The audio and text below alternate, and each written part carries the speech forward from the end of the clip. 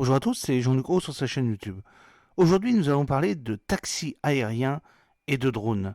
La Commission européenne, enfin, adopte un cadre réglementaire et opérationnel.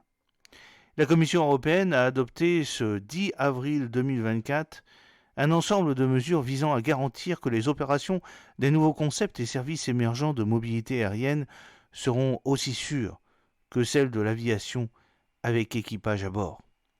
C'est une étape de plus pour les taxis aériens et les drones dans le ciel européen. Les mesures adoptées par la Commission européenne ce 10 avril 2024 concernent les aéronefs avec équipage capables de décoller et d'atterrir verticalement, souvent appelés VTOL ou ADAV pilotés ou taxis aériens pilotés, qui sont de plus des petits aéronefs commerciaux effectuant de courts vols à la demande, ainsi que les opérations risquées de drones sans équipage dites de catégorie spécifique. L'objectif est d'harmoniser et de rationaliser la réglementation dans les États membres en améliorant la surveillance et les normes de sécurité opérationnelle. Ces mesures sont une étape de plus pour les taxis aériens et les drones dans le ciel européen.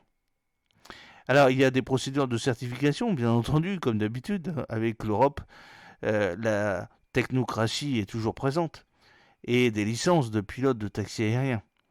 Les mesures introduiront de nouvelles exigences, encore une fois, un millefeuille réglementaire supplémentaire, des procédures de certification, de navigabilité à l'échelle de l'Union européenne pour les VTOL ou les ADAV, avec ou sans équipage. Nous sommes à peu près à une 20e modification de la réglementation sur les drones depuis 2012, en tenant compte à la fois de l'intégrité physique et des risques de sécurité numérique qui pourraient avoir une incidence sur la sécurité de leur fonctionnement, poursuit la Commission européenne, qui indique que les mesures adoptées ce 10 avril 2024 comprennent également des exigences communes pour les licences de pilotes de taxis aériens, des règles d'intégration dans l'espace aérien, définition des trajectoires de vol, règles de décollage et d'atterrissage, ainsi que les règles spécifiques permettant à ces aéronefs d'assurer des services médicaux d'urgence et des opérations de sauvetage.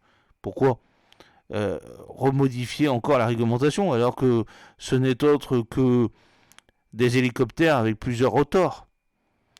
N'y aurait-il pas eu une mesure de simplification en utilisant en fait la réglementation des hélicoptères? Alors il y a un corpus opérationnel avec le règlement U-Space. Comme le rappelle la Commission européenne, le train de mesures adopté le 10 avril 2024 vient s'ajouter encore une fois au règlement U-Space qui est entré en vigueur en 2023 et dont la mise en œuvre a été discutée aujourd'hui lors de l'événement U-Space en pratique, des leçons tirées aux défis futurs organisés par la présidence belge du Conseil. L'Europe avance donc dans le domaine des taxis aériens et des drones civils, confortant une stratégie adoptée en novembre 2022, avec toujours plus de lois, toujours plus de millefeuilles réglementaires, toujours plus de pages, et on n'y comprend plus rien avec cette réglementation dantesque européenne et qui fait que ça tue toute innovation et que ce domaine n'est pas là d'émerger dans notre vieille Europe et par contre cela est déjà en service aux Émirats arabes unis et surtout en Chine. J'espère que cette petite vidéo vous a plu. N'oubliez pas de cliquer sur le pouce pour la promouvoir, de vous abonner si ce n'est pas encore fait et de partager cette vidéo sur vos réseaux sociaux. A très bientôt, fidèlement, Jean-Luc O.